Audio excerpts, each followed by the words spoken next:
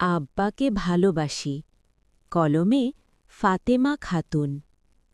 আমার না বড় ইচ্ছে করছে আব্বা, তোমার লুকানো কথাগুলো শুনতে। তোমার পাথর চাপা ওই হিয়ার মাঝের ব্যথা দিয়ে চাই স্বপ্নের জাল বুনতে।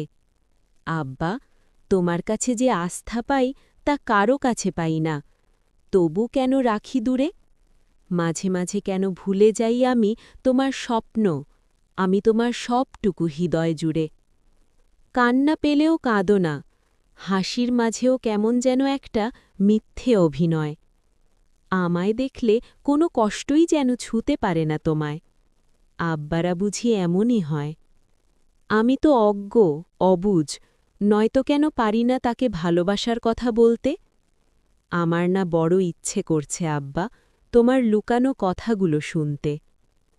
আকাশের বুকে অসীম নীল, তোমার সম্পদ অঢেল ভালোবাসা আর সততা।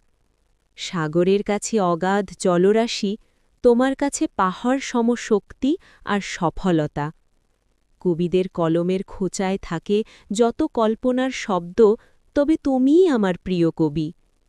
তোমার ঘামের একটা ফোঁটার দিতে পারি না মূল্য, অথচ তুমিই আমার ভোরের রবি। জানো আব্বা, তুমি মাটির নিচের গভীর শিকড়, তুমিই আমার বেঁচে থাকার কারণ। দোয়াগুলো জোনাকির মতো জলে, অনেক দামি জায়নামাজের তোমার দুটি চরণ। তুমি ঝড়